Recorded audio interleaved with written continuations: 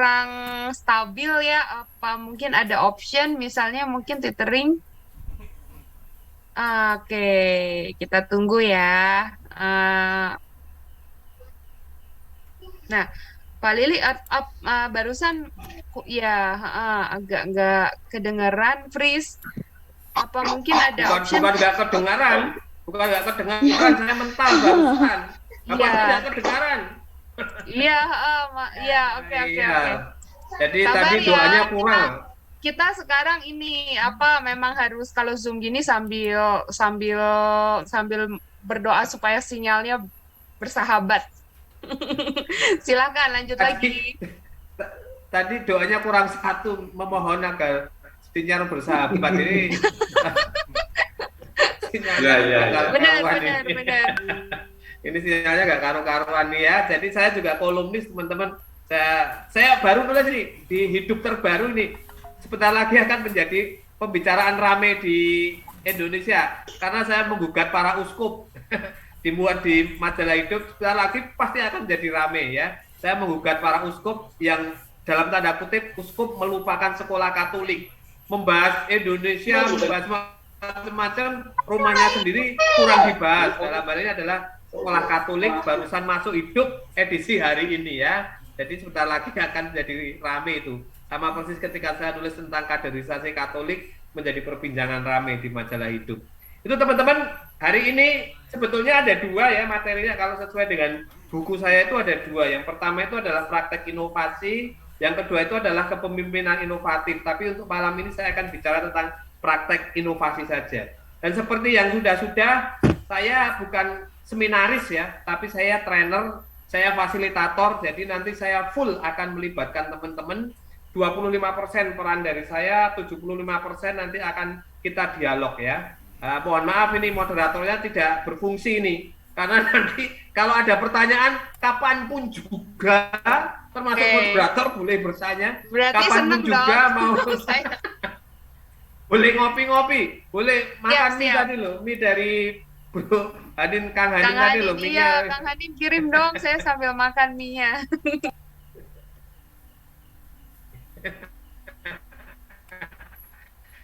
Jadi kapanpun juga teman-teman kalau mau silahkan langsung bertanya ya. Kelihatannya saya freeze lagi nih. Kedengaran? Aman. Aman, oke ya. Jadi kapanpun juga teman-teman kalau kalau mau memotong pertanyaan, mau memotong pembicaraan saya, silahkan, silahkan ya.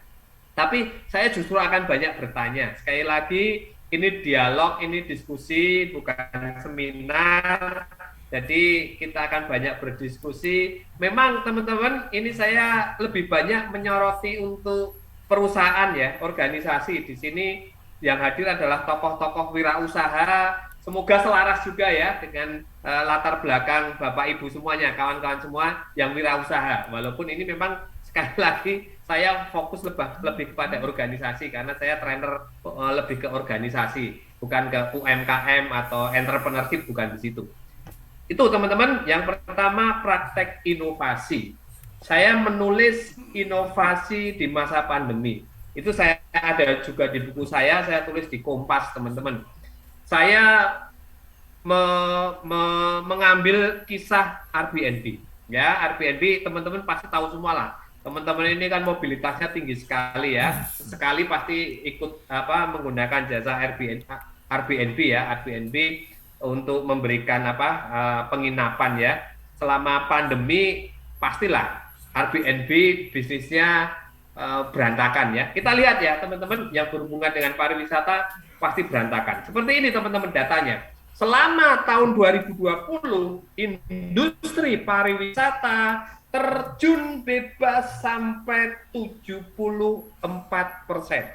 Sebetulnya lebih ya, hanya tertolong aja di bulan Januari Februari karena pandemi belum belum meluas ya, masih lokal, masih endemi ya. Jadi turunnya 1%, 16%. Tapi mulai Maret hingga Desember 2020 industri pariwisata terjun bebas 74%. Sama persis dengan industri yang kami tangani, industri pelatihan, industri seminar, turunnya bahkan lebih dari 74%. Saya yakin lah bisa 80-90%. Jadi bertahan seperti saya ini mirip bukan Manchester United ya, tapi apa ya, Itali bertahan aja selama 2020. Apa yang terjadi pada Airbnb teman-teman ketika industri pariwisata terjun bebas pertama sampai bulan Juli 2020 seperti ini. Kinerjanya anjlok 72%. Ya, lumayan karena industri pariwisata anjloknya 74%, Airbnb anjloknya 72%. Karena anjlok 72%, akhirnya perlu disuntik 28 triliun. Gede sekali nih. Kalau buat beli Indomie yang tadi disajikan sama Kang Hanin, nggak tahu nih bisa dapat berapa pabrik. 28%. Akhirnya SDM-nya 25% di PHK. 75% yang bekerja terjadi pengurangan gaji. Semester pertama sampai Juli 2020. Tapi teman-teman, terjadi pembalikan yang luar biasa ketika industri pariwisata terjun bebas. Industri penginapan seperti Airbnb terjun bebas. Semester 2 terjadi pembalikan yang sangat luar biasa. Airbnb selama semester 2 2020 sukses luar biasa. Penginapannya luar biasa, penuh di mana-mana. Akhirnya 10 Desember 2020 Airbnb IPO, menjual saham ke Bursa Efek Amerika. Ya. Dan harga sahamnya luar biasa. Bukan di harga saham bukan digoreng-goreng ya teman-teman ya, karena kinerjanya luar biasa. Sahamnya dari 68 dolar menjadi 144 dolar. Kekayaan pemilik Airbnb membiak menjadi 165 triliun. Airbnb sukses berbisnis ketika industrinya tenggelam. Airbnb sukses menjual es krim pada saat musim dingin.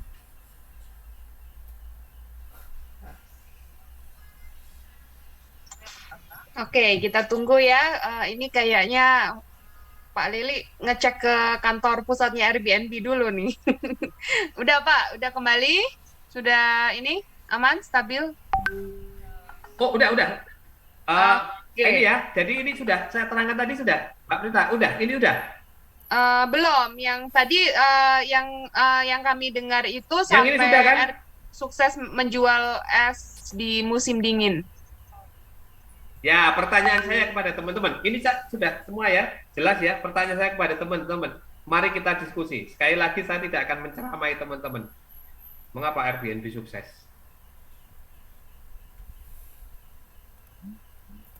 Ayo. Industrinya terjun bebas loh. Tapi Airbnb kok sukses? Silakan teman-teman.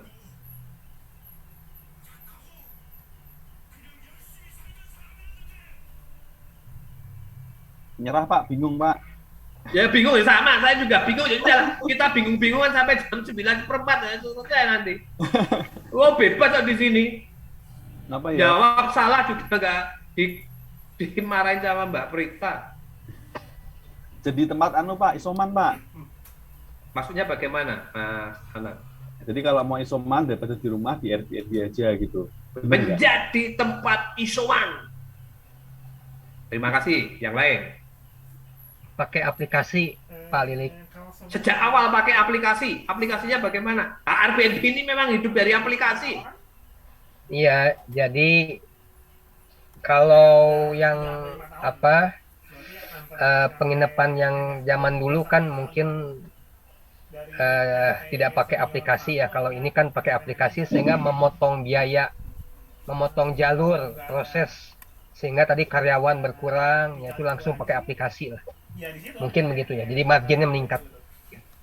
Terima kasih. Airbnb sukses karena memakai aplikasi. Terima kasih, Kang Hanin. Yang lain, mengapa Airbnb sukses? Inovasi yang menemukan solusi. Solusinya apa, Pak? Ini memang pertanyaannya di situ. Inovasi menemukan solusi. Solusinya apa?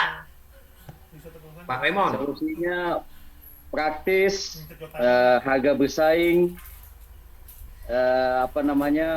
bisa dimanapun, kapanpun, dengan sesimpel mungkin untuk kita eksekusi transaksinya. Eksekusi transaksinya. Industrinya sedang terjun bebas. Terima kasih, Pak Raymond. Yang lain, teman-teman, mengapa Airbnb sukses?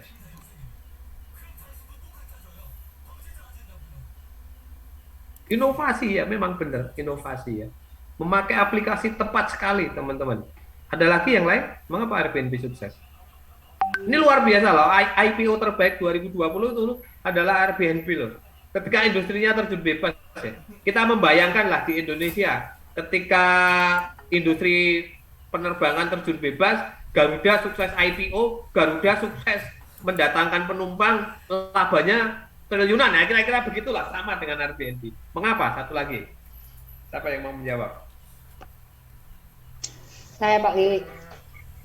Silakan. Karena menurut saya ada pergeseran gaya orang gitu ya, Pak Lili ya, yang mungkin dulu kalau orang liburan jalan itu nyarinya hotel dulu gitu ya. Kalau sekarang mungkin dengan orang punya budaya jalan itu ya yang penting gue jalannya, selfie-nya, fotonya gitu, ketimbang tempat tinggalnya mah biasa aja, yang penting gue bisa perginya lebih lama ke tempat yang lebih banyak gitu. Itu bisa jadi sih ada pergeseran cara pandang orang juga. Thank you. Terima kasih, Sis Adel.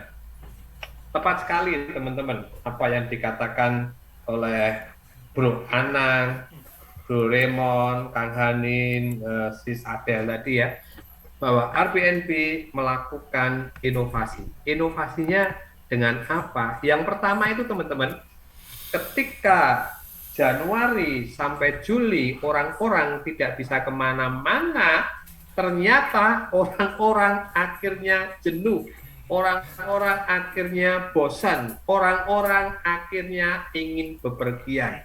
Yang terjadi adalah perubahan mindset dari orang-orang bepergian. Bepergian hanya 500 km dari mana dia berada. Kalau saya tinggal di Jogja, maka bepergian saya 500 km sampai paling jauh ke Bandung. Kalau ke barat, kalau ke timur, saya paling jauh sampai ke Surabaya, sampai ke Malang. Saya tidak pergi sejauh 5.000 km hingga Singapura. Enggak. Saya tidak pergi sejauh 50.000 km hingga saya terbang ke Eropa atau ke Amerika. Enggak. Saya dan mayoritas orang di seluruh dunia bepergiannya 500 km yang jaraknya bisa dilewati pakai darat. Karena ada perubahan mindset ini, Kang Hanin tepat sekali, Airbnb mengubah algoritma, mengubah platformnya.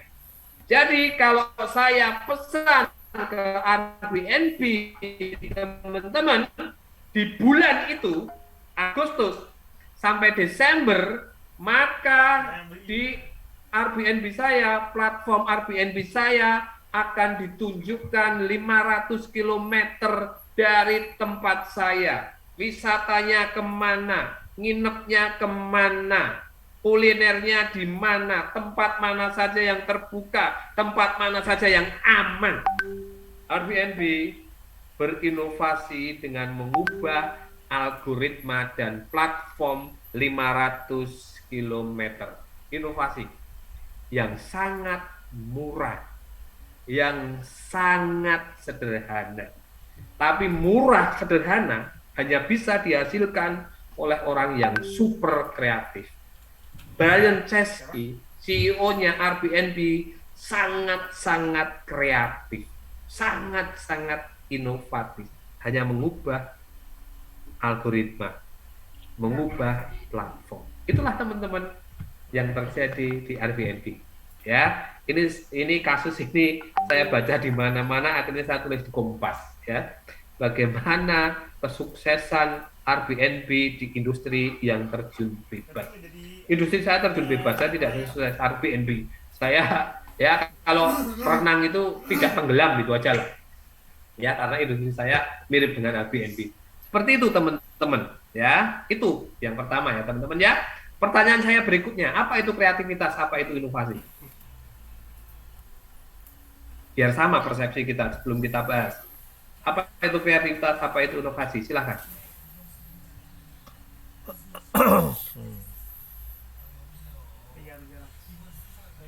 Ide baru, terobosan di mana orang lain belum ada, ia yang pertama. Yang apa itu? Kreativitas atau yang inovasi? Kang Hani? Inovasi. Kreativitas? Kreativitas ngulik lah, ngulik itu apa ya? Berpikir, mencari ide. Mencari ide. Terima kasih Kang Hani. Yang lain, apa itu kreativitas, apa itu inovasi?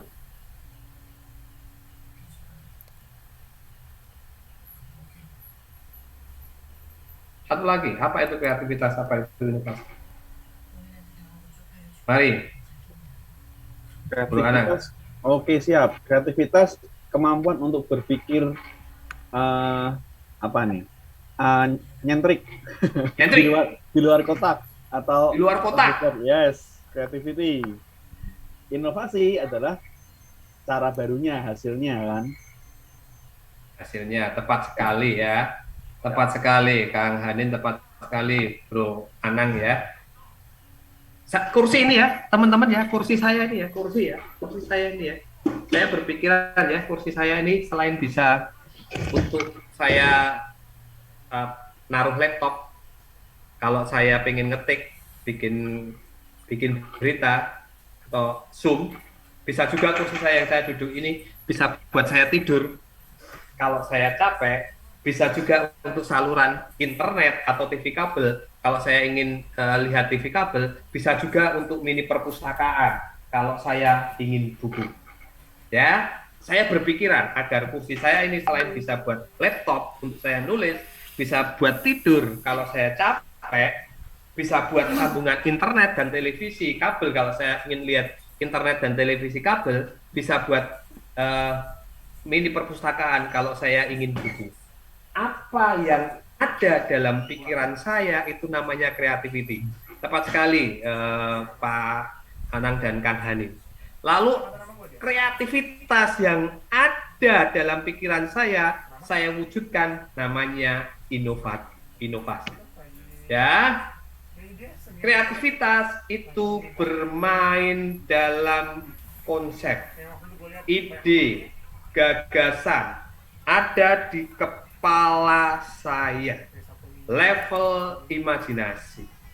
Lalu semua ide, konsep, gagasan, imajinasi saya wujudkan.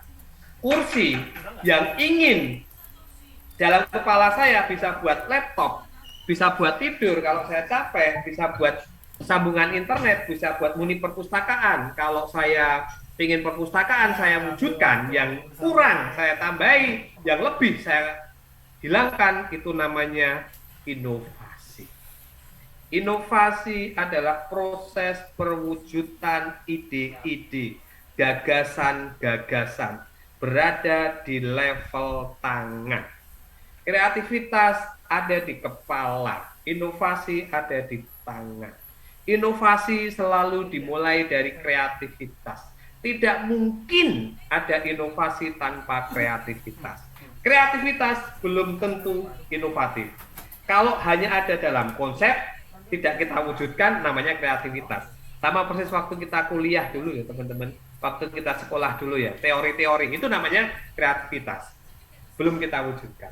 Ya, kreativitas, inovasi. Ada satu lagi, tapi ini istilahnya kurang bagus ya.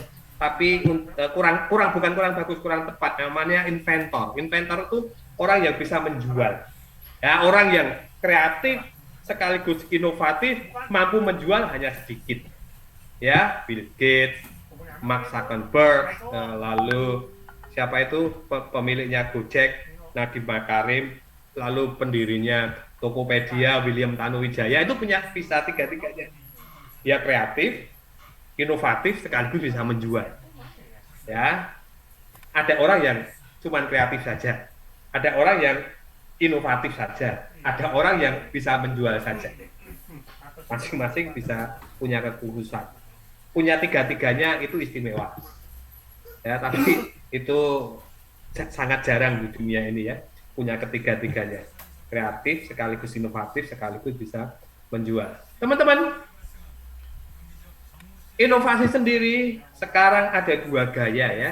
Yang pertama itu gaya Toyota, yang kedua itu adalah gaya Tesla ya. Saya tulis juga inovasi gaya Toyota atau gaya Tesla. Mana lebih baik? Tapi tulisan saya terlalu panjang itu ya. Saya akan mengambil dari Kompas saja ya. Mirip lah sebetulnya ya.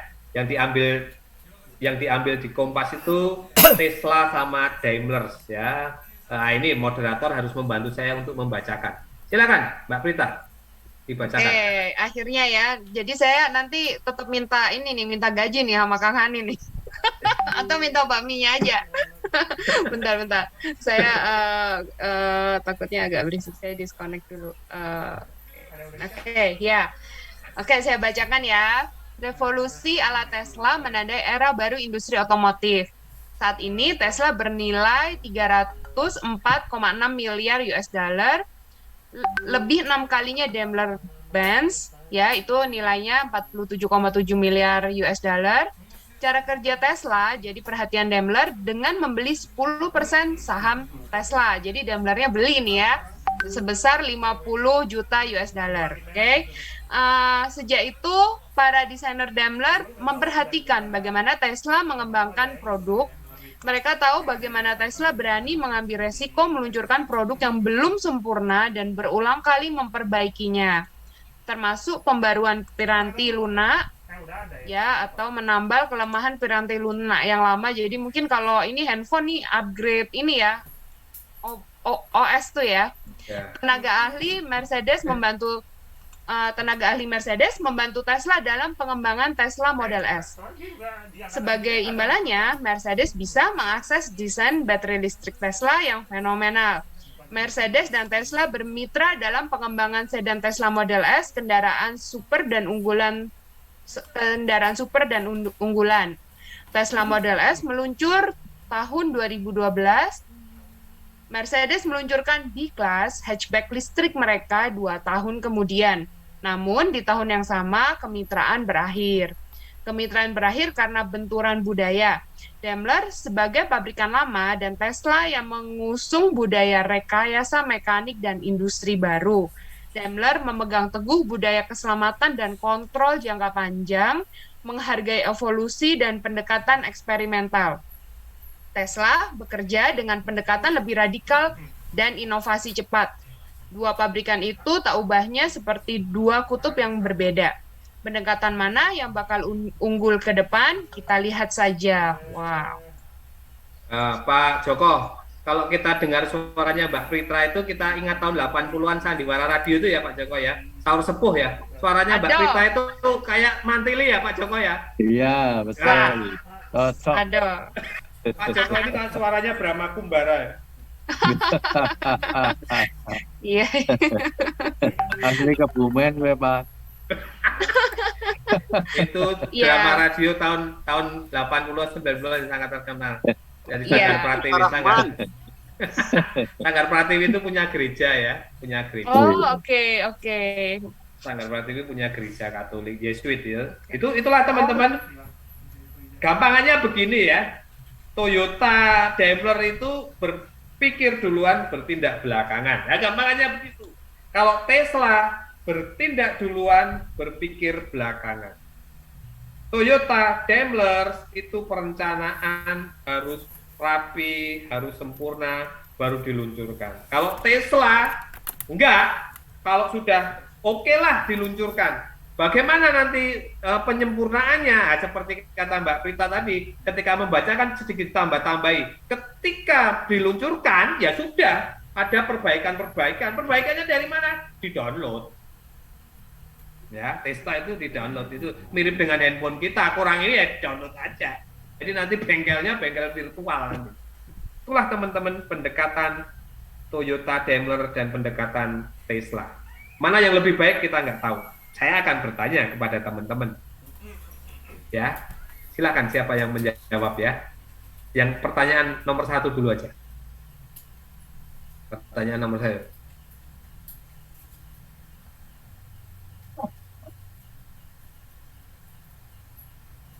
Silakan teman-teman. Pak Lili, ya, Pak Lili. Silakan.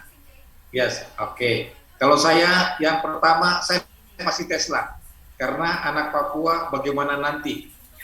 Jadi saya tidak akan pernah berpikir nanti bagaimana, saya bagaimana nanti. Saya action dulu. Ya. Nah itu memang kadang-kadang tadi saya menyadari memang betul itu saya alami itu. Memang saya seperti itu. Action cepat, nanti baru berpikir. Nah itu butuh para suhu. Nah itu saya punya suhu Yudi yang nanti mengerahkan supaya harus begini gitu. Itu dulu nomor 1 dulu aja, nomor 1. Nomor ya, 2, nomor 3 nanti dulu, teman-teman. Ya. Atau mau nomor 1 dulu ya, karena ini kita bermacam-macam ya, mungkin karena bukan dari berbagai dalam satu industri. Jadi dalam satu perusahaan mungkin ada banyak juga yang non perusahaan atau usaha sendiri. Saya akan bertanya nomor 1 aja. Ya. Yang kedua, yang poin B adalah saya ingin mau berbeda lebih cepat. Contoh misalnya di bisnis laundry ini, mungkin bisnis laundry yang pertama di dunia kali ya, bukan di dunia, di Indonesia kali, yang buka 24 jam. Itu I'm doing untuk di poin 1 itu. Begitu aja dulu Pak Lili, terima kasih. Ya, silakan. Yang lain. Terutama saya bertanya nomor 1. Kalau mau menjawab nomor 2, itu namanya bonus ya. Saya akan bertanya nomor 1 dulu. Anda menggunakan cara Tesla atau Daimler atau Toyota? Siapa yang mau menjawab? Semuanya baik ya teman-teman ya. Bro Werner ini Papua, pokoknya tembak duluan. Urusan belakangan. Dulu nembak pasangannya aku cinta kau. Ada pertanyaan dan gitu ya. Kalau ada pertanyaan udahlah kita nikah gitu aja ya Bro Werner ya. Nggak usah panjang-panjang. Ya gitu ya Pak Joko ya. Iya, Silakan. betul. Silakan Bro Raymond. Kalau saya mungkin juga ada pengaruh usia generasi. Saya untuk jawaban yang nomor 1, gabungan menggunakan Tesla dengan Daimler. Mengapa? Karena menggunakan sistem seperti Tesla, yaitu ada keberanian, inovatif, kreatif, dan eksperimen, semua penggabungan dan percepatan. Tapi di satu sisi juga saya membutuhkan suatu fondasi yang kuat supaya yang kita jalankan ini berkelanjutan dan menyesuaikan dengan perubahan-perubahan yang baru, namun tetap ada fondasi pegangan kuat supaya tidak mulai dari nol lagi, ya begitu. Terima kasih. Bro Raymond, Bro Raymond ini usaha sendiri atau bekerja? Usaha sendiri, ada 2 macam. Satu bidang telekomunikasi dengan pengembang properti. Pengembang properti, ya oke. Dengan telekomunikasi. Organisasinya selama ini menggunakan cara Tesla atau Daimler atau Toyota? Daimler Toyota sama aja ya? Ya, penggabungan. Penggabungan ya? Ya, masih penggabungan. Apakah itu pengaruh dengan usia saya yang mungkin boleh dibilang generasi konservatif bisa, generasi yang Z atau ini bisa juga. Ya, jadi penggabungan ya. Bro Raymond menggabungkan antara Tesla dengan Daimler ya. Perencanaan tetap oke ya. Kehati-hatian oke. Tapi ya jangan terlalu fleksibel Ya. kira-kira begitu. Ya, Oke. masih bisa fleksibel, masih bisa ini, tapi tetap ada poros perencanaan supaya tidak memulai dari ulang gitu. Tapi Ya. kita sangat mudah untuk menyesuaikan dengan segala perubahan.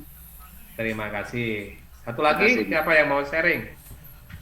Enak kan kalau sharing ini enak saya, jadi nggak ngomong-ngomong. Asuransi mulut itu soalnya nggak ada ya.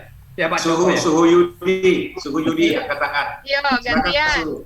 Siapa Ayo. yang ya Biar Pak rame. Yudi?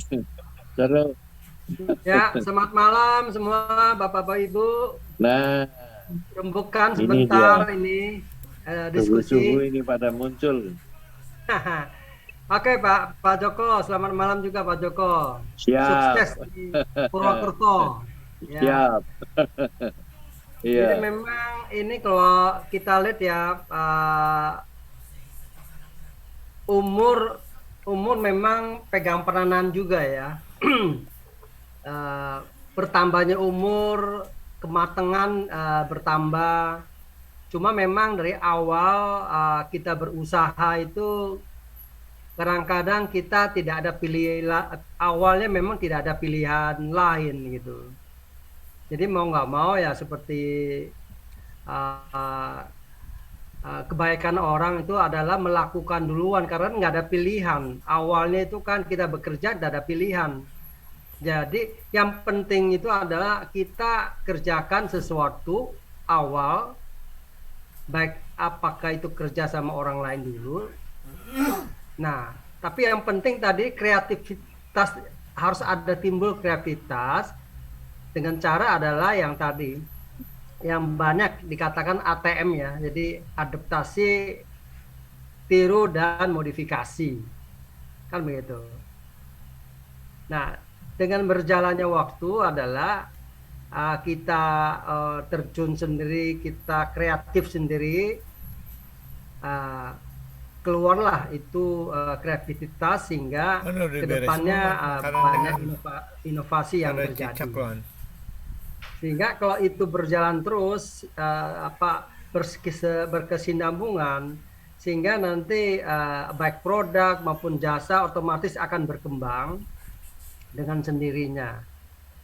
Setelah itu berjalan cukup baik, nah itu yang kalau menurut saya kehati-hatian cara-caranya Toyota Daimler itu yang perlu kita kombinasikan. Setelah kita awalnya agak ngawur, pokoknya kita jalankan, kita kerjakan, sudah punya fondasi.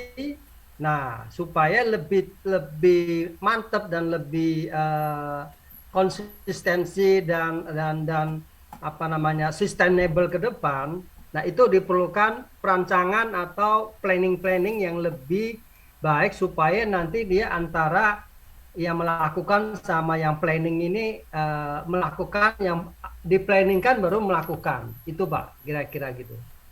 Terima kasih Pak Yudi Januar ya, Pak Yudi ya. Jadi kata Pak Yudi, ketika awal mula ya sama seperti entrepreneur yang lain, Om Lim, lalu Eka Cipta, lalu yang Pak Ci, segala macam, maestro-maestro itu, pertama kali ya maju duluan, hantam duluan.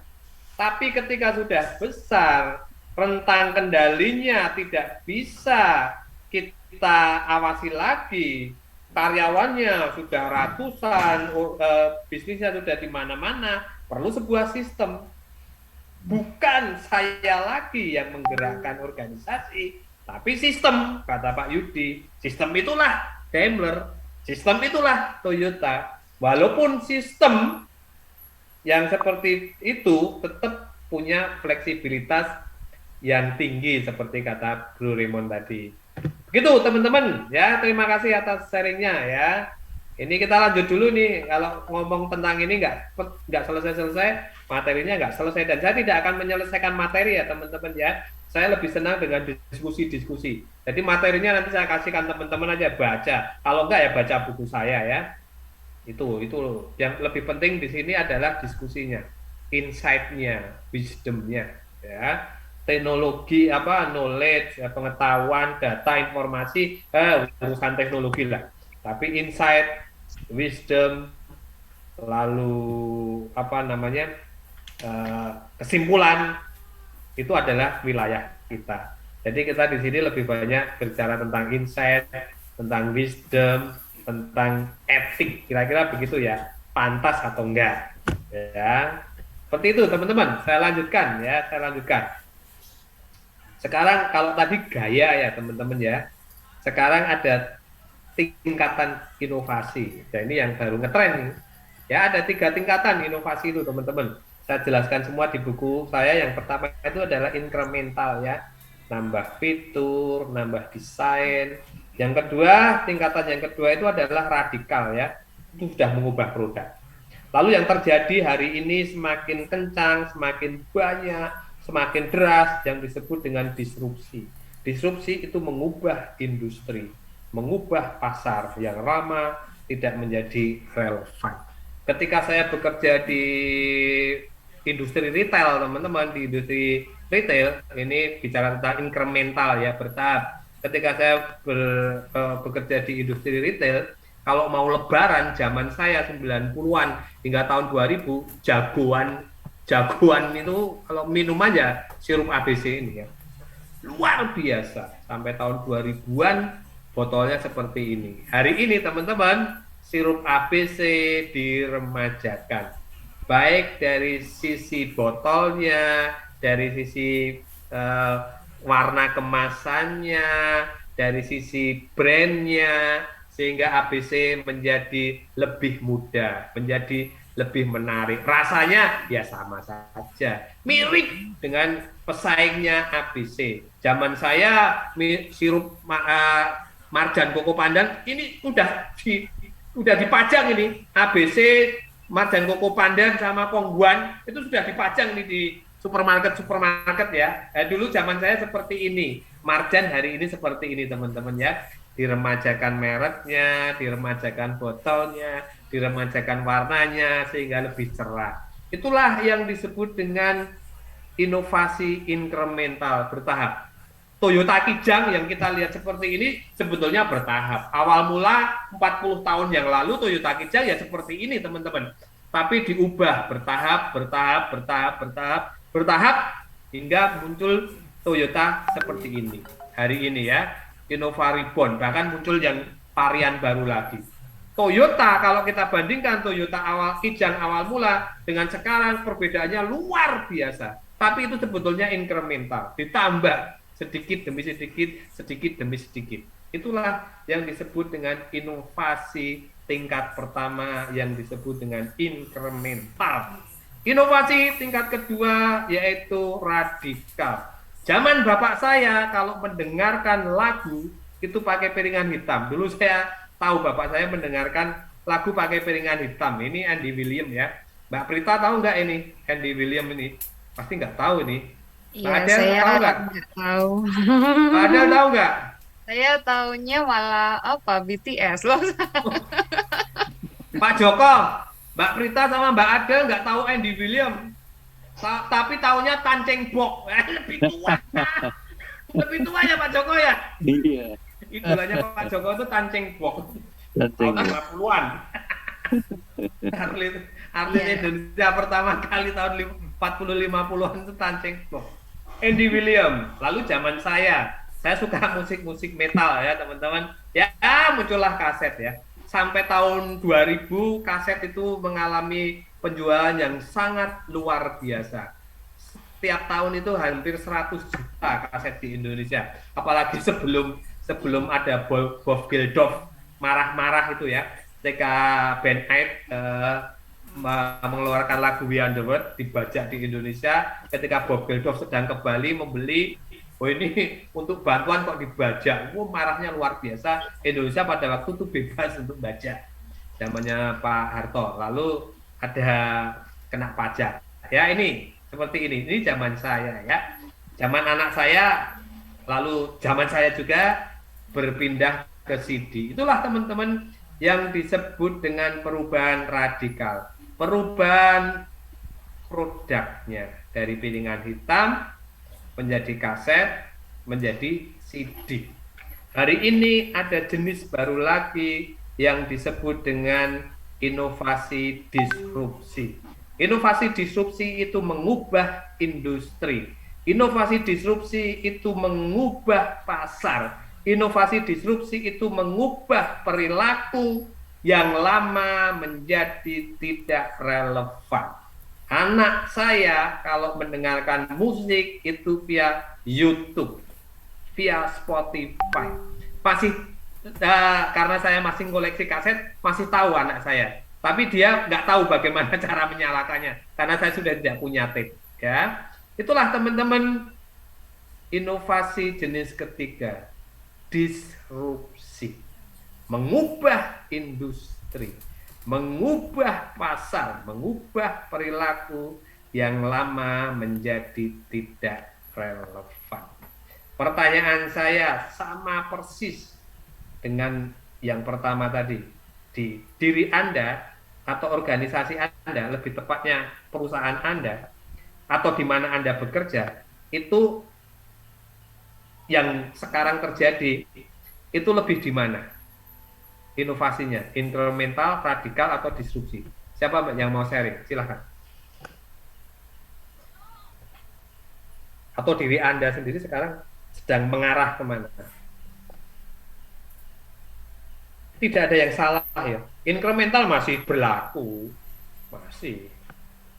Radikal masih ada. Disrupsi. Silakan. Ya. Silakan. Terus kan, ya, saya mau share mungkin kalau di industri saya itu tidak ada hal yang tidak berubah, setiap hari berubah gitu ya. Jadi kita tuh kadang kalau nggak kuat jantung mungkin sudah lepas jantungnya berkali-kali dipasang balik lagi. Jadi kalau di industri fintech apalagi keuangan saat ini mungkin sudah di tahapan yang disruptif ya. Karena emang bahkan company saya sendiri itu bisa mengubah haluan gitu ya, yang tadinya tertuju kemana, under POJK berapa, tiba-tiba mengubah haluan ke under POJK lainnya gitu. Nah itu sih yang saya hadapi secara company. Dan kalaupun secara kehidupan pribadi, mungkin dalam 3 tahun terakhir ini saya pun secara inovasi diri gitu ya, memang agak shock terapi sih. Kalau mau dibilang hanya radikal sih rasanya melebihi radikal gitu ya. Keluar dari kenyamanan gitu ya, keluar dari fasilitas yang istilah orang itu bisa dibilang mungkin di level gila gitu ya. Gila tak terarah gitu kali ya. Nah, itu ya visioner, tapi bagi saya ini tetap visioner yang terukur gitu ya, karena ya kepercayaan diri itu membuat kita menjadi sesuatu yang berani menghadapi sesuatu yang berubah meskipun secara disruptif. Itu kalau menurut saya. Thank you Pak Lili. Terima kasih, nanti akan kita bahas juga contohnya ya, industri keuangan. Industri keuangan adalah industri yang mengalami disrupsi ya. Disrupsinya luar biasa. Saya sendiri kepuntal-puntal ini. Saya ngikutinya kepuntal-puntal Pak Yudi. Kepuntal-puntal itu bahasa Indonesianya apa ya? Kesusahan lah itu Pak Yudi ya. Terpelanting-pelanting kali. Terpelanting-pelanting, akhirnya saya ngikuti aja lah. Yang penting saya paham, yang penting saya tahu. Karena begini ya teman-teman ya, begini ya. Januari 2020 sebelum pandemi, saya mengikuti seminar digital ekonomi. Pembicaranya itu berumur 90 tahun. 90 tahun. Menerangkan tentang big data. Menerangkan tentang kecerdasan artifisial. Menerangkan tentang cloud. Menerangkan tentang produk-produk keuangan digital. Menerangkan dengan sangat fasih. Dan orang itu berumur 90 tahun. Saya yang jauh lebih muda mendengarkan dengan seksama dan dengan cara apa itu kayak proklamasi itu. Ya, luar biasa ini orang umur 90 tahun menerangkan tentang ekonomi digital, menerangkan tentang big data, cloud, kecerdasan artifisial, menerangkannya di dunia digital. Orang itu namanya Muhtaryadi, Pak Muhtaryadi, pemilik Lipo. Sejak saat itu saya mengatakan bahwa digital itu adalah masalah mindset, bukan masalah umur. Saya tidak peduli saya ini generasi apa. Pokoknya kalau saya ketemu dengan Adele, saya ngomong BTS tahu. Ketemu dengan Bro Warner, saya ngomong Ebit GAD tahu. Ketemu dengan Bro Joko, saya ngomong Titik Puspa dan Bobby Sandura, saya tahu. Ya Pak Joko ya, kalau nyanyi itu saya terpukau dengan Pak Joko. Ini Tetika Dian ini. Mantap ya. Itulah teman-teman, digital itu bukan masalah umur. Digital itu adalah masalah mindset.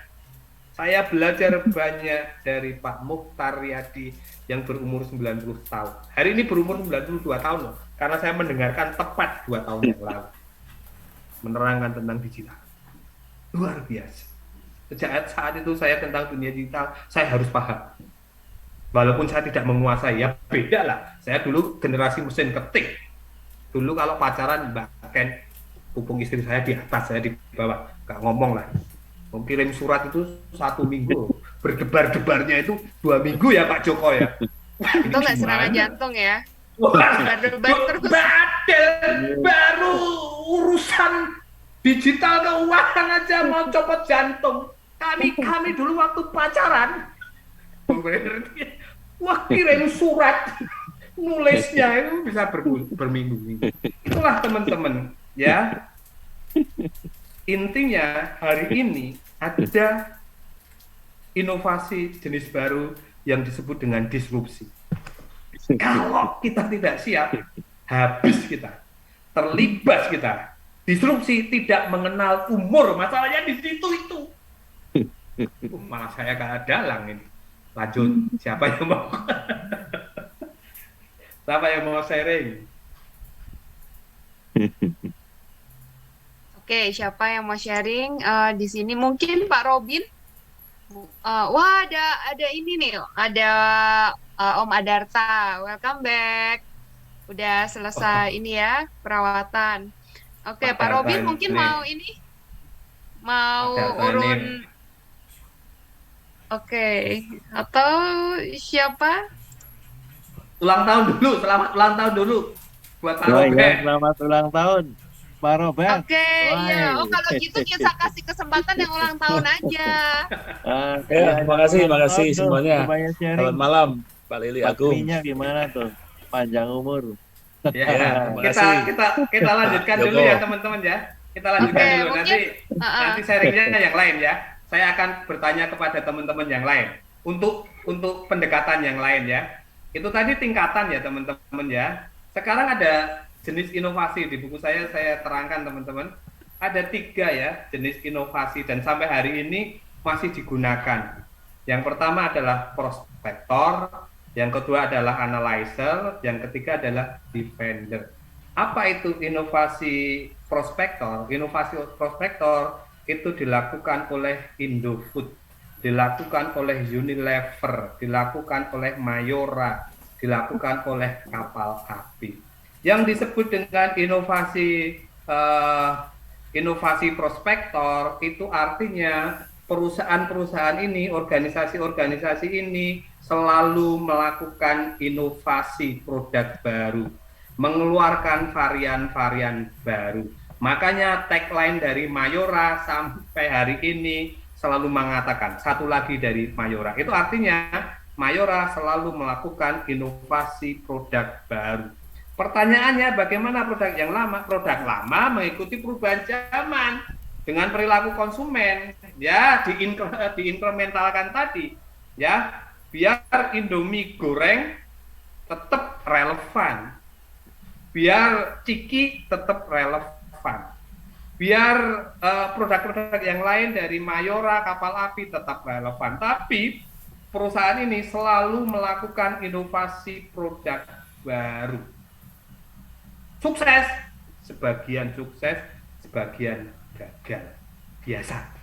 Tapi ketika sukses, luar biasa. Mayora hari ini luar biasa ya teman-teman ya. Produk-produknya Mayora itu mendisrupsi produk-produk yang lain. Prospektor.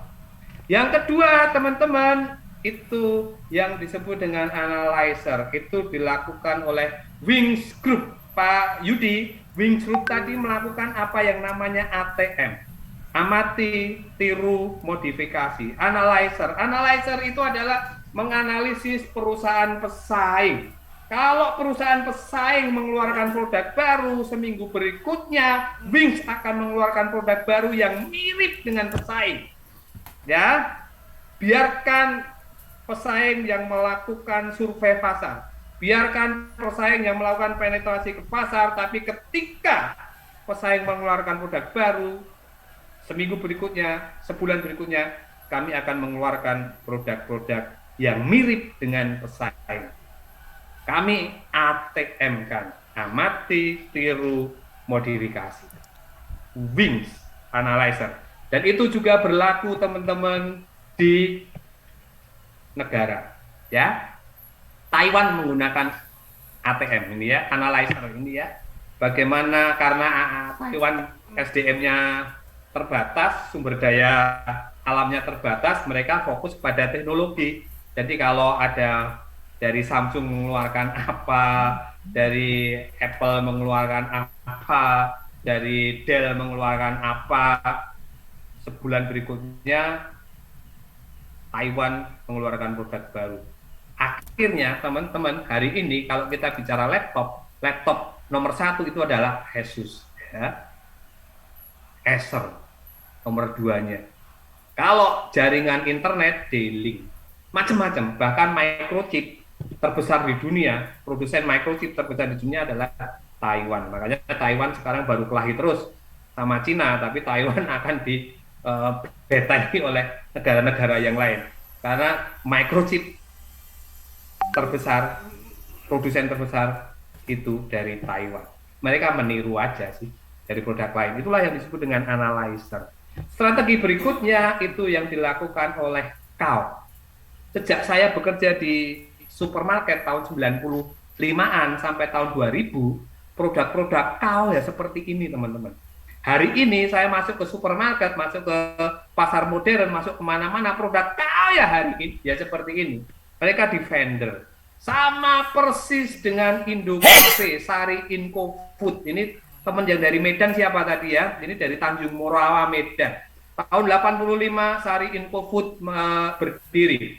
Sejak tahun 85 sampai hari ini produk Indo Cafe ya hanya ini.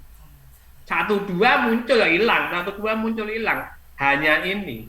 Tapi sampai hari ini teman-teman yang namanya Indo Cafe Coffee Mate tetap dikonsumsi banyak orang, bahkan anak muda. Indo Cafe Cappuccino tetap dikonsumsi termasuk anak-anak generasi muda.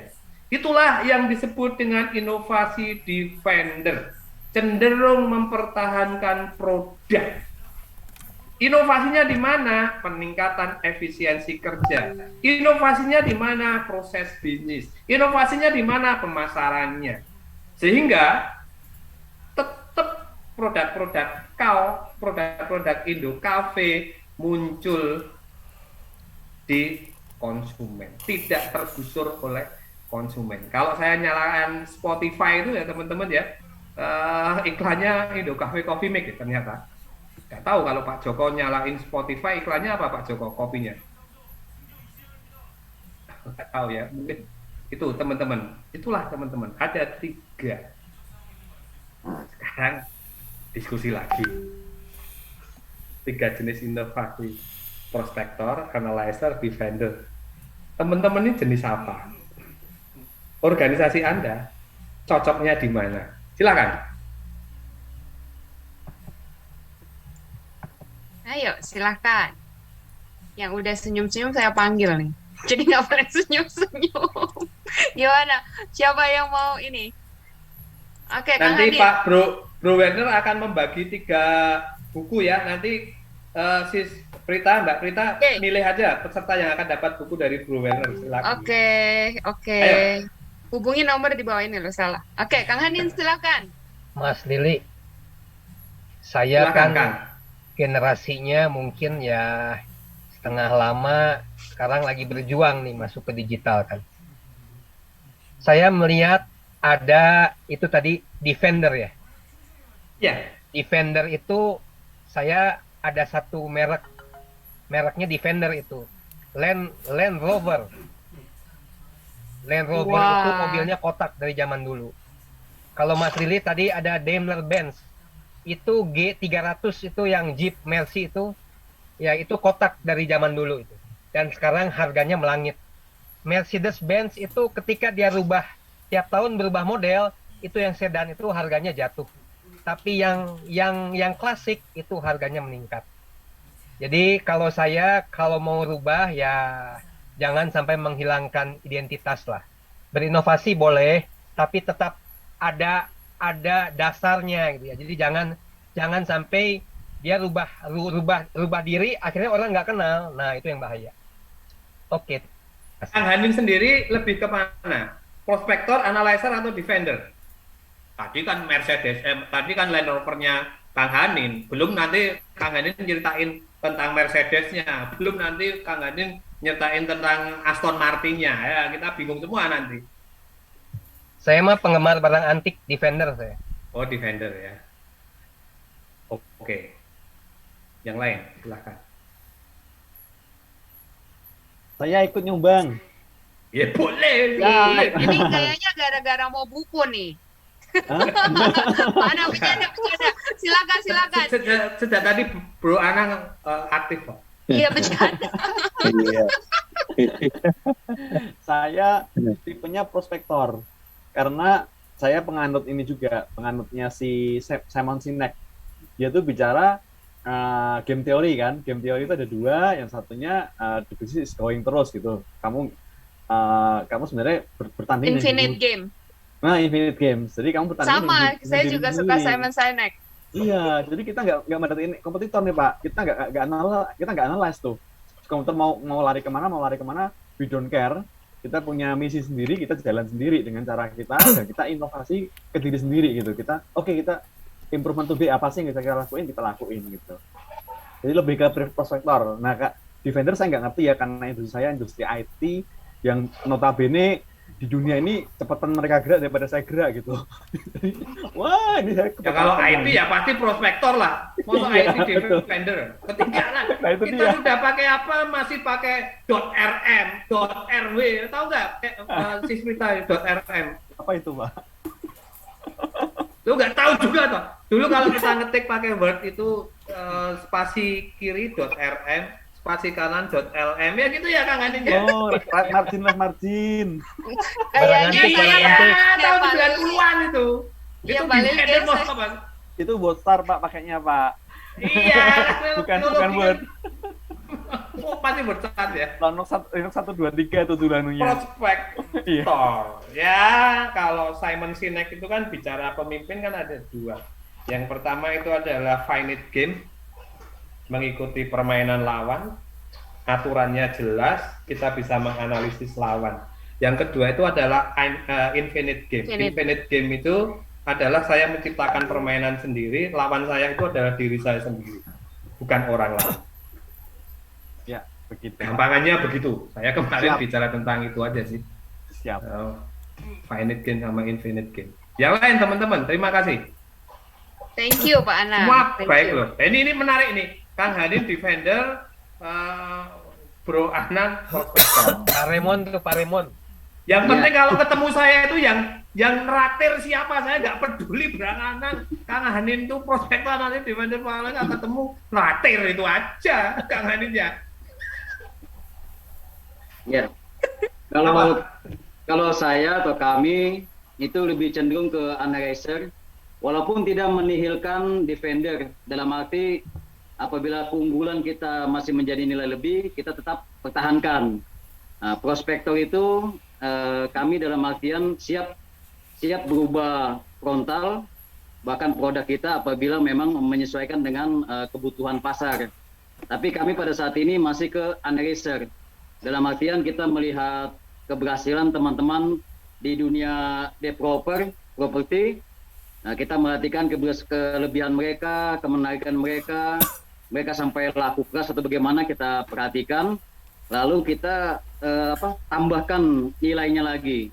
Juga kita melihat teman-teman yang dalam arti mereka kesulitan atau gagal atau stuck atau apa, ya kita pelajari juga apa yang menjadi kelemahan mereka hingga mereka punya proyek itu tidak berkembang gitu. Ya, terima kasih. Terima kasih. Jadi Bro Raymond lebih ke analyzer dan defender. Pokoknya ya sudahlah. Daripada saya dipusingkan dengan riset and development, daripada saya dipusingkan dengan pasar ada atau enggak, sudahlah. Pesaingnya dulu lah. Saya mitu lah. Wing itu mitu tapi ya gedenya minta ampun ini. Luar biasa ya. Saya kemarin lihat film apa itu ya, film dokumenter ya dari DW ya, dokumenter tentang di Sahara itu loh, perjalanan di Sahara. Ternyata di sana ada brand-brand banyak sekali itu loh, merek-merek. Setelah saya lihat, punyanya Wings. Ternyata Wings itu raja di Timur Tengah, di Afrika sana ya, dengan mitu itu ya. Yang lain teman-teman, saya ingin dengar lagi, satu lagi. Anda itu jenis yang mana? Semuanya baik ya teman-teman ya, tidak ada yang lebih baik. Jadi disesuaikan dengan kondisi. Oh ya, jadi ya itu yang mau saya tanyakan. Jadi tetap ini ya, balik lagi sesuai kondisi ya, karena bagaimanapun juga memang mungkin apapun jenis inovasi yang dipilih itu bagaimana bisa survive di industri itu gitu ya Pak ya. Ada dua ya, survive dan memenangkan pasar. Oke. Menciptakan pasar ya, terserah ya, pilihannya masing-masing kok, nggak ada yang salah dalam hal ini. Siapa yang menyalahkan kau? Siapa yang menyalahkan Indo Cafe? Nggak ada yang menyalahkan, tapi nyatanya sampai hari ini Indo Cafe ya oke-oke aja, kau ya oke-oke aja. Kemarin tuh ya. Oke. Satu lagi siapa yang mau sharing? Saya bertanya kepada teman-teman, Anda itu jenis yang mana sih? Baru 2 orang tadi yang jawab, 3 orang. Silakan Pak Robert. Ya, kalau saya mau nggak mau memang defender, karena saya ini bikin rumah, kawasannya udah tertentu, jadi nggak mungkin saya merubah-rubah lagi. Jadi lebih ke arah tadi mempertahankan produk. Ya kalau memenangkan persaingan ya, kalau dari harga ya mungkin efisiensi, kemudian ya tadi bagaimana kita membuat produk itu bisa lebih mudah dipasarkan gitu ya, ya berjejaring dengan lembaga keuangan dan sebagainya seperti itu. Ya, defender kalau saya Pak. Makasih. Ya, Pak Robert cenderung defender ya. Nggak ada yang salah ya teman-teman dalam hal ini ya. Ada lagi yang mau sharing teman-teman sebelum saya lanjutkan? Ada pertanyaan Pak Lili, kalau mau dijawab di kolom chat ada pertanyaan. Apa pertanyaannya? Ada dari Pak Robin. Apa keunggulan dan kelemahan masing-masing tipe tersebut? Ini tadi sudah dijawab sama teman-teman. Ya. Silakan menyimpulkan sendiri. Saya tidak akan menyimpulkan di sini ya.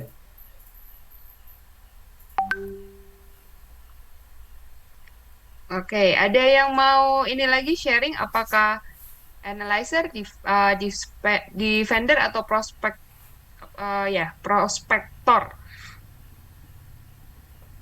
Oh, ini kalau perumahannya dijual smart house. Wah, ini makin jadi ini nih ya, jadi ke arah apa nih? Prospektor, analyzer ya. Prospektor, smart house. Prospektor ya. Prospektor, ya. Produk baru. Tempatnya sama, lokasinya sama, tapi produknya berbeda ya. Prospektor. Itu bisa juga Pak Robert, tempatnya sama lah di situ ya. Tapi bisa juga sisa-sisa lahan atau rumah-rumah kosong dirombak sama Pak Robert menjadi rumah yang cerdas. Nah, rumah cerdas itu kayak apa saya sendiri nggak tahu. Malah takut saya nanti rumah cerdas itu. Rumah nanti cerdas nanti mau ganti mau ganti baju lihat dulu direkam Pak Robert nggak ini ya. Ini rekamnya Pak Robert. Nggak pakai kunci, Pak. Rumahnya nggak pakai kunci. Nah, kalau nggak pakai kunci tok ya oke lah. Tapi kalau ada rekaman segala macam itu repot juga. Itu teman-teman. Nah, sekarang pertanyaan berikutnya yang lebih pembahasan berikutnya yang lebih penting itu adalah bagaimana cara kita melakukan inovasi kan kira-kira begitu teman-teman. Ini yang lama sekali ya teori tahun 90-an ya dikatakan oleh Alex Osborne sama Bob Ederle itu yang disebut dengan scamper itu ya. Scamper itu nih teman-teman trainer selalu mengajarkan ini ya. Bagaimana substitute, combine, adapt, segala macam lah. Saya akan pakai ini aja ya. 5 aja ya sekaligus untuk menutup sesi kita ya, perkakas inovasi. Inovasi itu berasal dari kreativitas. Kreativitas itu tidak terbatas, teman-teman. Jadi perkakas inovasi tidak hanya 5 ini. Perkakas inovasi bisa 50, bisa 500, bisa 5.000, bisa 50.000, tidak terhingga. Jadi perkakas inovasi itu tidak terhingga. Hanya yang sering dilakukan oleh perusahaan, oleh organisasi, ya 5 ini. Ya, tadi sudah dikatakan oleh Pak siapa tadi ya, ATM tadi, Pak Yuni ya, mohon maaf kalau namanya keliru. Lalu kombinasi sinergi tadi dikatakan oleh Mbak Adel, kita bahas satu persatu yang teman-teman ya.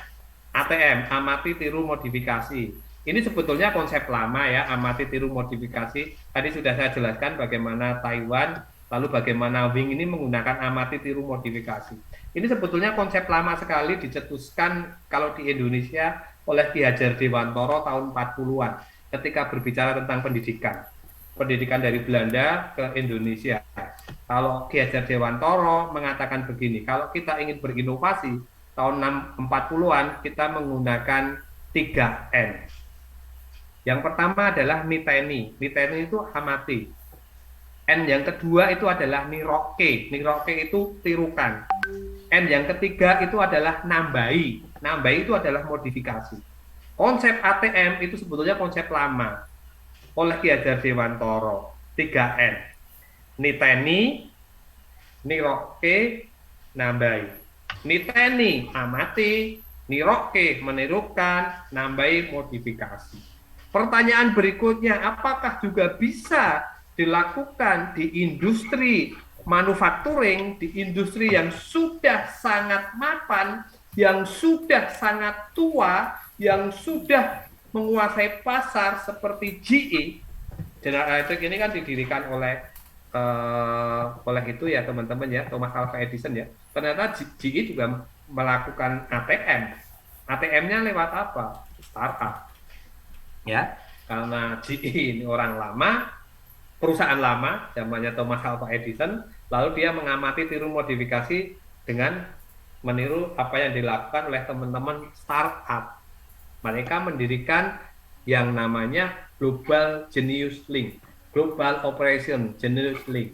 Misalnya Mbak Prita punya ide-ide yang sangat luar biasa, punya kreativitas yang sangat luar biasa, mau diwujudkan, mau diinovasikan, sama Mbak Prita konsepnya dimasukkan ke Genius Link, lalu di Genius Link ini akan dibahas oleh orang-orang dari seluruh dunia. Sis Prita, oh ini terlalu banyak ini, dikurangi inilah. Teman dari Soviet bilang begitu, Rusia begitu. Teman dari Afrika Selatan mengatakan, ya. Orang lain ya. Kolaborasi dari seluruh dunia, pendapat masukan dari seluruh dunia. Lalu kata GE, oke, kalau begitu apa yang menjadi ide Prita dan ditambah kolaborasi dari berbagai macam dunia, sinergi dari pemikiran berbagai macam orang-orang dunia sangat cocok. Oleh karena itu, konsepnya Prita akan saya produksi. GE yang akan memproduksi dan memasarkan. Lampu LED dulu kan juga dari situ, teman-teman. Ya, bukan kayak GE murni dari sini. LED ya. Ya kalau pelatihan kan saya suruh teman-teman ya mengamati tiru modifikasi. Tapi ini bukan pelatihan. Yang kedua itu adalah kombinasi sinergi. Ini Mbak Adel ini ya, tadi bicara ya, dulu bank sama asuransi ya berbeda-beda ya. Tapi sekarang bank sama asuransi ini sudah agak lama ini ya, bergandengan tangan. Jadilah bank insurance. Kalau saya nasabah BCA sekaligus saya ikut asuransi ACA kan kira-kira begitu teman-teman. Saya nasabah Bank Mandiri, saya ikut Aksa Mandiri. Saya nasabah BNI, saya ikut BNI Life ya kira-kira begitu. Kombinasi sinergi. Dua produk yang berbeda dikombinasikan, disinergikan, akhirnya menjadi produk baru. Itulah yang disebut dengan kombinasi sinergi. Atau ini teman-teman, dulu lembaga keuangan sama startup ini kan kelahi ya. Startup bikin sendiri, lembaga keuangan bikin sendiri, akhirnya saling kelahi. Ya udahlah, jangan kelahi lah. Kita diriin bareng-bareng lah. Itulah yang disebut dengan fintech teman-teman ya. Fintech ya. Dulu fintech ini itu sendiri-sendiri ya, kelahi sendiri-sendiri. Sekarang bergabung, berkolaborasi, bersinergi ya, seperti ini teman-teman ya. Jadi Bank Mandiri punya Livin, tapi lewat Livin juga pembayaran bisa lewat GoPay, pembayaran bisa menggunakan OVO, bisa menggunakan apa ya, Pay, satunya lagi apa sih lain GoPay, OVO, satunya lagi Pay itu apa ya? Itu padahal di Livinnya Bank Mandiri itu kan nggak bisa kita bayangkan dulu seperti itu ya, nggak bisa lah. Saya menjual soto mana, soto Lamongan, tapi Kang Hadin menjual soto Betawi, Pak Hani jual aja di sini, jawabnya dengan saya. Dulu nggak mungkin, sekarang kemungkinan. Itulah yang disebut dengan kombinasi sinergi. Itu teman-teman. Nah, ini harusnya ada latihan, tapi enggak. Yang berikutnya, kalau tadi kombinasi sinergi, kalau sekarang langgar. Ini yang dilakukan oleh Kang Hani ini, langgar, ya, langgar, dihilangkan, ya. Dulu kalau kita main musik kan seperti ini, ya, ini ya oroktung ya. Dulu naik pesawat seperti ini ya, sekarang seperti ini. Yang luar biasa adalah ini. Dulu kalau kita ke hotel kan macam-macam. Nggak tahu hotelnya Kang Hani yang mana nih. Sekarang hotelnya ya cukup seperti ini ya, bisa budget juga bisa, ada yang lebih radikal lagi seperti ini. Itulah teman-teman, langgar dan hilangkan ya. Ini biasanya saya latihan juga teman-teman, langgar dan hilangkan. Lalu teman-teman, ini menarik ya, adaptasi. Tadi siapa yang mengatakan tadi, inovasi itu adalah kemampuan kita berkolaborasi. Inovasi adalah kemampuan kita beradaptasi. Salah satu teknik untuk berinovasi itu adalah adaptasi. Di flyernya pertemuan kita hari ini yang dibikin oleh Kang Hanin itu kan ada tulisan adaptasi. Adaptasi itu adalah salah satu teknik dalam berinovasi.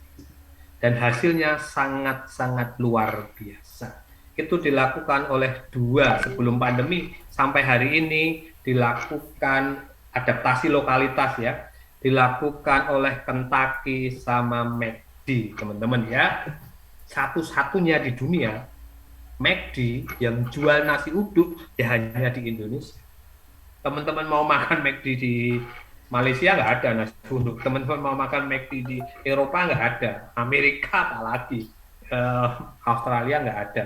Saya pernah makan McD di mana-mana, nasi uduk ya hanya di Indonesia. Sama persis, satu-satunya di dunia yang makan apa namanya bubur ada ayam Kentucky ya hanya di Indonesia. Adaptasi lokalitas sangat luar biasa. Beberapa kali saya ke IKEA teman-teman ya, IKEA yang di dekat rumah saya ya, yang di Alam Sutra. IKEA yang lain saya belum pernah ya. Ketika saya di IKEA di luar negeri itu, saya makan di IKEA itu standarnya sama ya. Di IKEA itu kan makanannya cuma hanya 5 atau apa. Tapi di tiap-tiap negara ada 1 atau 2 yang dijual di situ dan sangat luar biasa. IKEA di Indonesia, khususnya di Alam Sutra, di IKEA yang lain saya nggak tahu, itu menjual ayam. Ayam dari Lombok itu apa namanya? Ayam apa itu? Ayam dari Lombok itu istilahnya ayam apa? Taliwang. Ayam taliwang. Ayam taliwang itu dijual di IKEA. Larisnya minta ampun.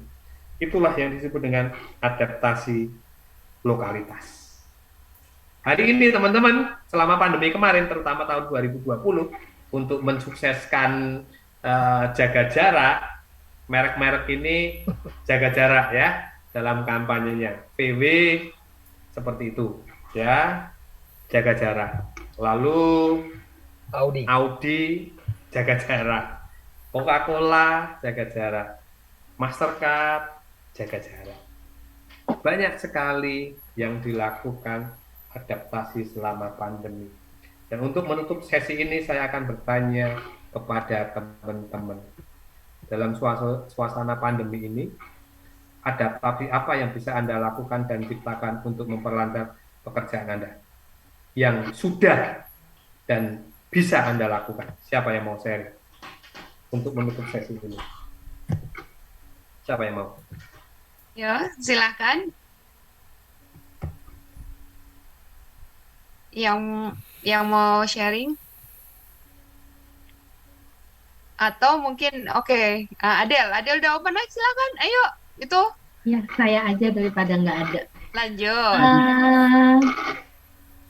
Adaptasinya sebenarnya ya dari yang sebelumnya saya di banking ya, setiap hari saya harus masuk kerja gitu ya, harus pakai high heels, harus pakai baju yang rapi gitu ya. Ketika saya move tadi, yang deskripsi tadi juga secara kehidupan, saya pindah ke dunia fintech gitu ya, yang istilahnya tadinya baju banker mungkin tahu ya seperti apa ya, yang rapi banget, blazeran kadang gitu ya. Tiba-tiba sekarang saya harus pakai jeans, pakai kaos gitu ya. Ya kadang agak sulit sih, sampai hari ini juga saya ke kantor kadang saya masih pakai dress kayak banker gitu, tapi emang kadang-kadang saya merasa saya beda sendiri gitu ya, saltum sendiri gitu, yang lain pakai jeans dan mungkin hanya kemeja kera gitu. Nah, itu menjadi salah satu tantangan adaptasi saya juga, tapi mau nggak mau ya ada yang bisa saya adaptasikan, ada yang memang saya merasa saya bekerja ya saya lebih nyaman dengan dress banker saya gitu sampai hari ini. Tapi kalau secara teknologi, secara kerja yang dulu harus ke kantor jam 8 sampai jam 5, kalau ya jarang sih pulang jam 5, pasti lebih malam gitu ya. Kondisi sekarang ya saya bisa kerja dari rumah gitu, bahkan kadang dari beda kota gitu. Yang dulu saya harus ketemu customer every day, sekarang saya menghindari untuk ketemu customer gitu ya, paling WA-WA-an gitu. Bahkan kadang diajak ketemu customer, saya bilang nggak usah, saya bilang saya hanya butuh dokumen aja, saya bilang. Yang dulu saya menganalisa orang mungkin harus ketemu, melihat, tapi sekarang saya menganalisa bisnis, saya cukup melihat dokumen bisnisnya saja gitu ya, meskipun ya pertemuan itu pasti tidak tergantikan sih pastinya ya, tapi ya itulah adaptasi yang menurut saya disrupsi banget untuk kondisi kehidupan selama pandemi ini, apalagi dengan industri keuangan yang saya jalani sekarang. Mungkin itu ya Pak Lili ya untuk adaptasi sekarang ya, yang jelas laporan kerja ketemu staff pun di kantor hanya di Zoom gitu. Tapi ya dengan kondisi sekarang sih udah mulai WFO kadang-kadang ya, WFO gitu. Itu Pak Lili. Ya, jadi sebetulnya ini pandemi ini mempercepat teknologi ya. Anak saya Desember kemarin umur 17 tahun sudah punya KTP, akhirnya Januari kemarin pengen buka rekening bank, nggak bisa kemana-mana karena pandemi, akhirnya online ya sekarang sudah punya rekening. Dulu nggak mungkin. Kalau nggak tatap muka, nggak tanda tangan, nggak dipeloroin gitu segala macam, sekarang memungkinkan seperti itu. Terima kasih Mbak Adel. Adaptasi apa yang sudah dan akan Anda lakukan? Mari Kang Hanin. Pak Lili. Kalau saya adaptasinya adalah ikut regulasi. Jadi mau nggak mau sekarang yang namanya PSBB ya ikutlah adaptasi ke PSBB. namanya PPKM darurat ya ikutlah. Suruh tutup jam 6 ya ikut jam 6, tutup jam 9, tutup jam 9. Dan yang terbaru adalah banyak perusahaan sekarang diwajibkan untuk ikut aplikasi Peduli Lindungi. Di mana awalnya itu untuk mendetek orang-orang yang mungkin terkena COVID menular gitu kan. Tapi saya melihat malahan di Google itu malahan sekarang dijadikan sebagai untuk data ya. Jadi misalnya hotel mana yang paling favorit di masa pandemi, toko apa yang paling ramai di masa pandemi, mall mana yang paling sepi di masa pandemi. Jadi ya ini sebetulnya hasil dari Peduli Lindungi bukan semata-mata untuk mendetek orang yang sakit, tapi digunakan sebagai database. Kalau saya saat ini adaptasinya lebih ke arah sana. Kalau untuk market ya mau nggak mau, ya sekarang dunia di tangan anak muda ya kita harus ikut lah. Ikut ke gaya anak muda. Itu Mas Lili. Ya, terima kasih Kang Hanin. Jadi zaman saya dulu ya teman-teman ya, ketika bekerja di dunia retail, mall, pusat perbelanjaan, konsepnya dulu kan pusat perbelanjaan ya sesuai dengan namanya untuk belanja. Tapi dalam perkembangannya pusat perbelanjaan itu beradaptasi, belanja plus titik-titik.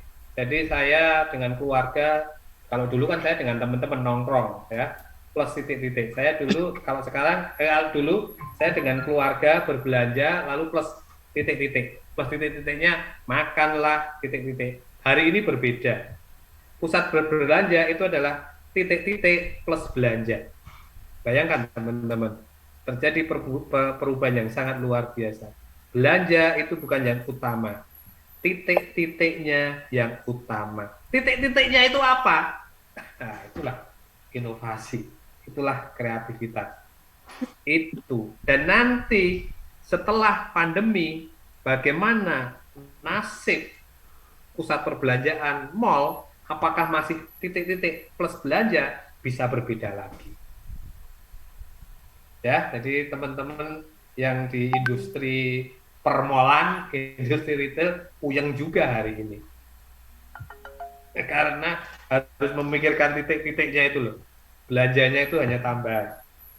Dulu belanja plus titik-titik. Nah, titik-titik ini luar biasa. Pergantiannya luar biasa selama pandemi ini. Ya, kemarin yang tempat makan itu kan saya kan ikuti terus kalau retail. Tempat makan itu bagaimana membuat dapur ya agar makanan ketika sampai di rumah tetap hangat. Ternyata mall boleh buka lagi, yang dapur yang tetap hangat sepi. Orang-orang pengennya nongkrong di mall. Sekarang berdiri lagi ya. Seperti itulah teman-teman, dinamika bisnis sangat-sangat luar biasa, terutama yang terdampak dengan teknologi, terdampak pandemi. Yang lain, satu lagi sebelum saya serahkan kepada Mbak Prita untuk menutup. Satu lagi teman-teman, adaptasi apa Pak ya?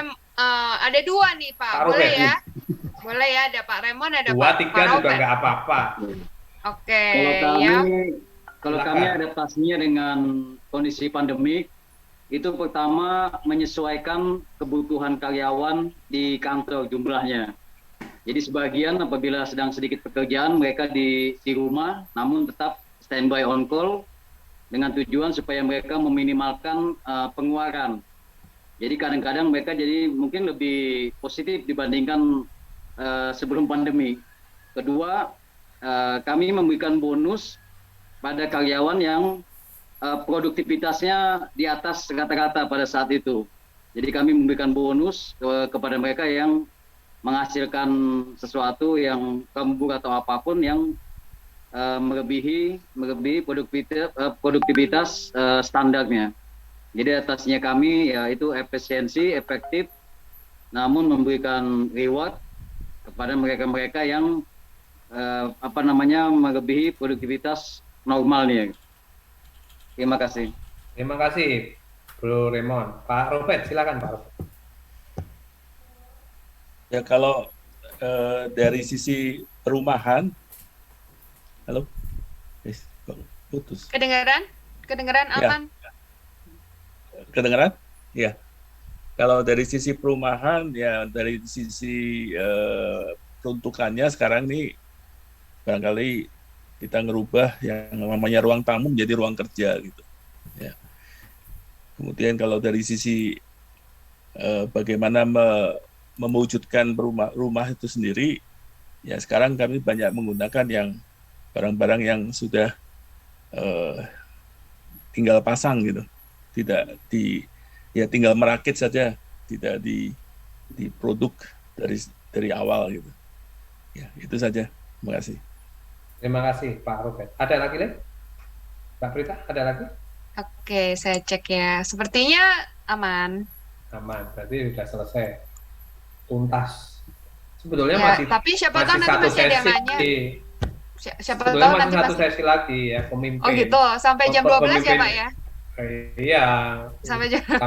Tapi kan saya tadi janji cuma satu aja yang kita bahas hari ini. Oke. Materi 2 Iya. kepemimpinan inovatif. Ya. Oke. Ini yang kita bahas ya. Kita bicara tentang pola pikir, kita bicara tentang kredibilitas, kita bicara tentang agen perubahan, pemimpin sebagai coach dalam perubahan, pemimpin sebagai pelayan, pemimpin harus visioner.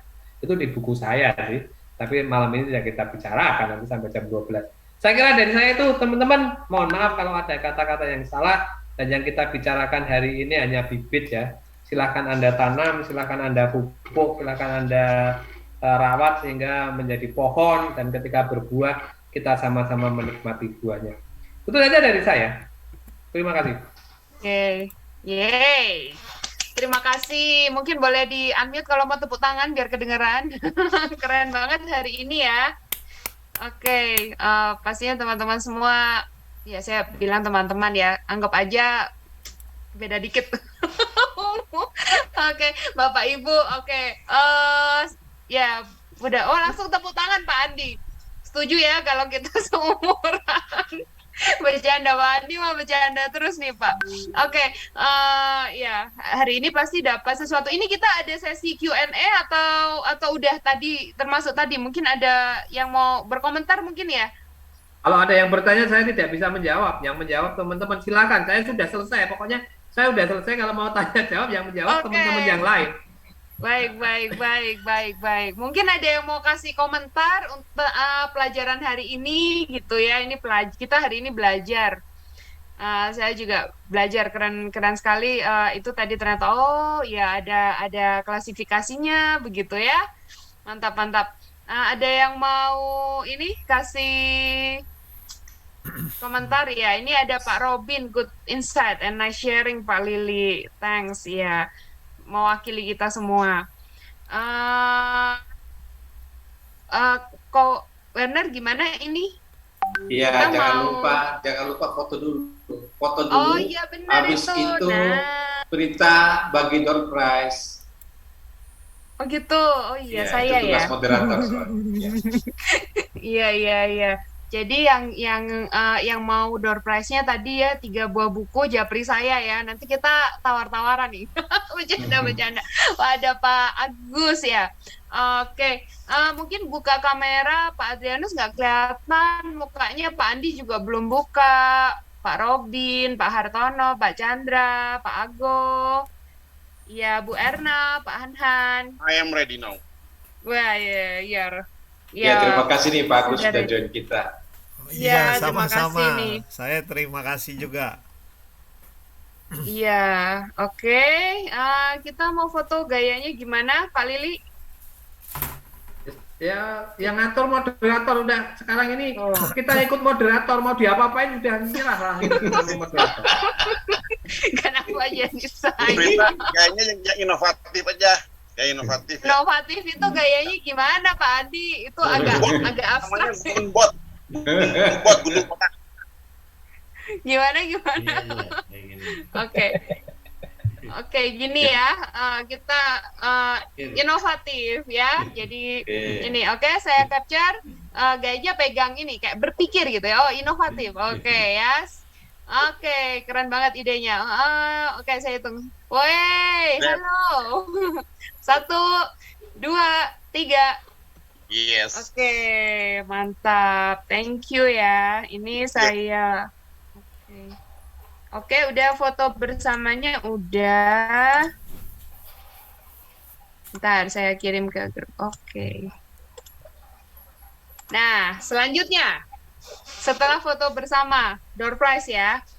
Jadi saya ini berikan tiga door prize-nya untuk 3 peserta yang paling aktif ya, supaya mudah-mudahan berguna nih untuk bisnisnya, untuk pekerjaannya, karena buku Pak Lili pastinya sangat bagus.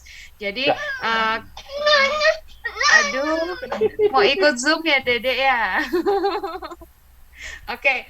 Jadi ke Pak Anang, ke Adel, dan ke Pak Remon. Oke, setuju Pak Lili? Oke, mantap. Ke 3 peserta paling interaktif ya. Oke, nanti gimana? Nanti dibantu ini ya, Warner ya, buat atur. Ya, bantu beri nomornya mungkin ada. Berita Pak minta Japri atau chat di kolom chat dikasih masuk. Oke. Iya, mudah-mudahan berguna ya Pak Remon, bukunya pasti deng, bukan mudah-mudahan pasti. Oke. Ya, terus selanjutnya kita ini tadi rundown-nya nggak ada. Bapak Ibu. Saya kembalikan ke MC. Oke. Terima kasih Rita. Iya, saya kembalikan nyerah itu kembali ke MC. Nah, hari ini hari yang spesial, tanggal yang spesial, Pak Robert berulang tahun. Mari kita nyanyi bersama. Oke.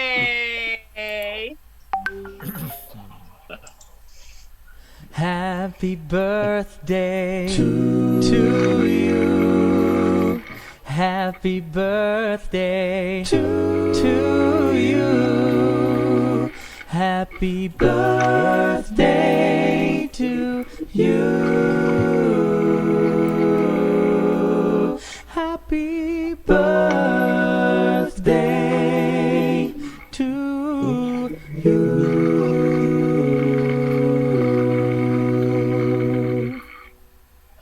Oke, terima kasih.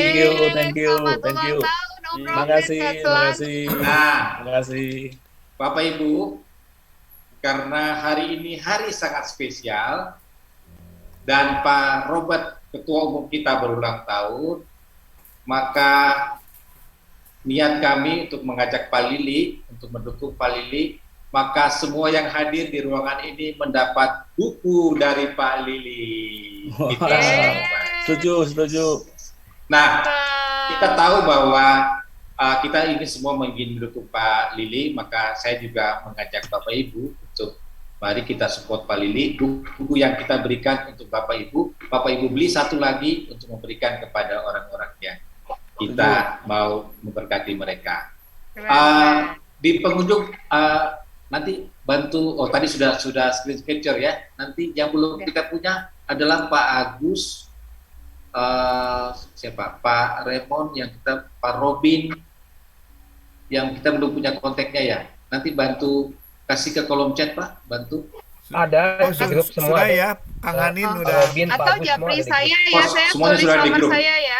Oke, semuanya sudah di grup. Oke, baik Bu. Nanti biar Pak Lili bukunya siap dikirim Pak Lili ya. Ada ya. Pak Lili untuk di order nanti harga berapa Pak Lili? Tadi ada peserta 20 ya, jadi 21 sama saya ya.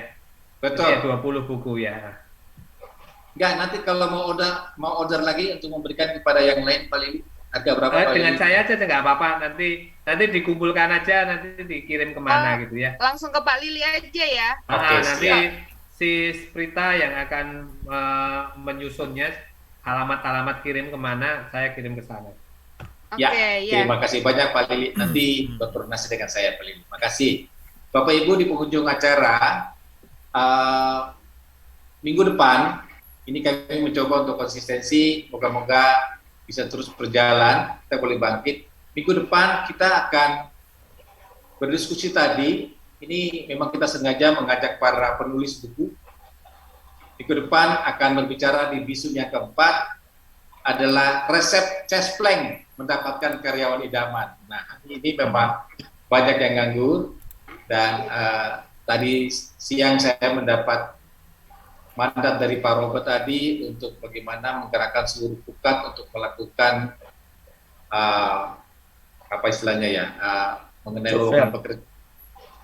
Job fair, yes. Virtual job fair.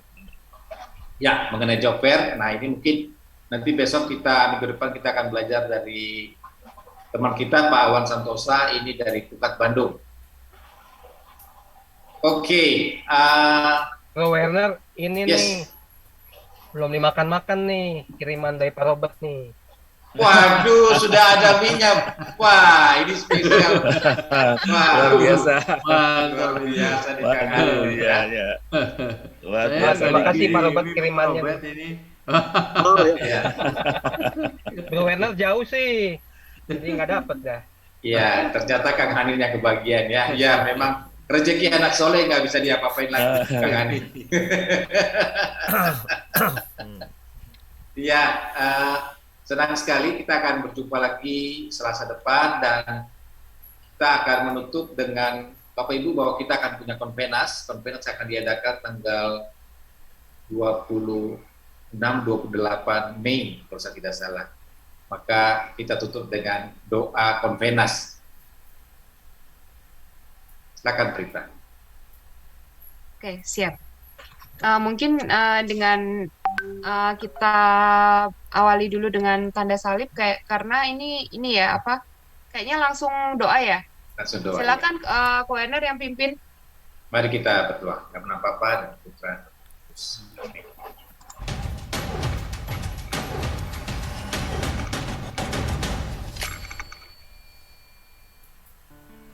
Doa untuk konvenas keempat Pukat di Makassar.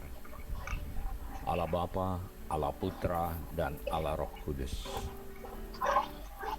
Kami bersyukur kepadamu, ya Bapa, atas rencana penyelenggaraan konvenas keempat di Makassar pada bulan 2022 yang akan datang, yang pelaksananya dipercayakan kepada keluarga besar pengurus Pukat Kams. Kami juga bersyukur berkat bantuan dan petunjuk-Mu, panitia penyelenggara acara ini akan terus bekerja, menyusun dan melaksanakan rencana kerja untuk mensukseskan acara nasional ini.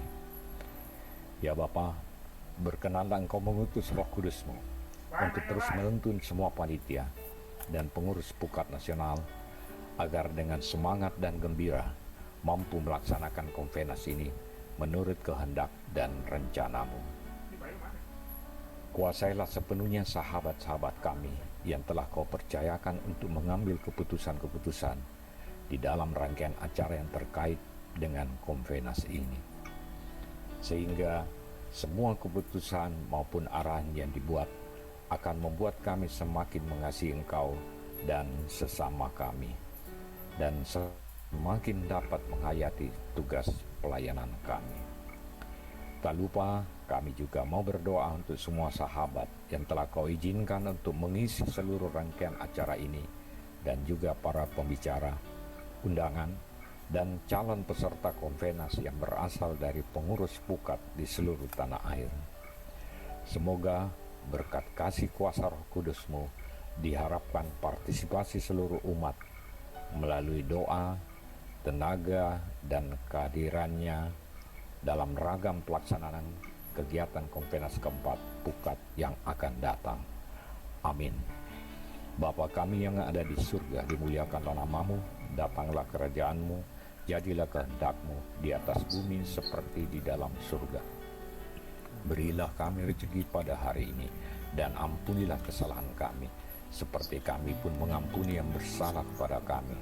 Dan janganlah masukkan kami ke dalam pencobaan, tetapi bebaskanlah kami dari yang jahat. Amin. Salam Maria, penuh rahmat, Tuhan sertamu. Terpujilah engkau di antara wanita, dan terpujilah buah tubuhmu Yesus. Santa Maria, Bunda Allah, doakanlah kami yang berdosa ini sekarang dan waktu kami mati. Amin. Kemuliaan kepada Bapa dan Putra dan Roh Kudus, seperti pada permulaan, sekarang, selalu, dan sepanjang masa. Amin. Terpujilah Yesus, Maria, dan Yosef. Amin. Bapa dan Putra. Sebenarnya ada teksnya Bapak Ibu, tetapi karena teksnya kecil maka nanti kita Bapak Ibu susah untuk membacanya. Sekali lagi terima kasih banyak, dan terima kasih untuk Pak Lili Agung sekali lagi yang sudah berkenan dan tidak bosan. Nanti ulang tahun Pukat Bisum yang kedua pasti Pak Lili bisa menjadi salah satu calon nominator pembicara 3 kali sesi ya. Dan sekaligus kami mau mengajak Bapak dan Ibu yang hadir di sini untuk mau mengisi, silakan. Nanti kalau mau mengisi bisa menghubungi saya, bisa Prita, bisa Kang Hanin.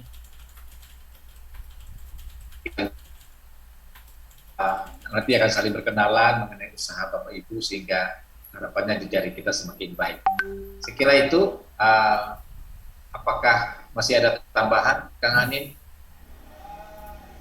Saya punya ketua saya ini. Terima kasih banyak. Sudah Terima kasih Pak Wen. Sudah selesai ya. Ya.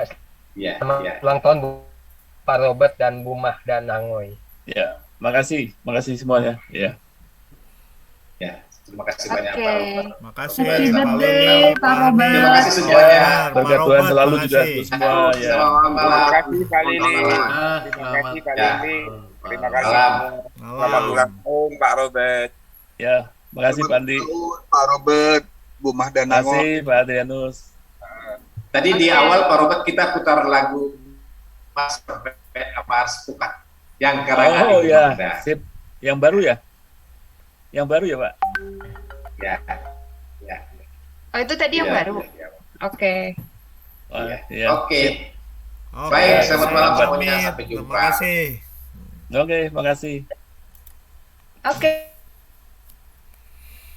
Alah, zambudayela.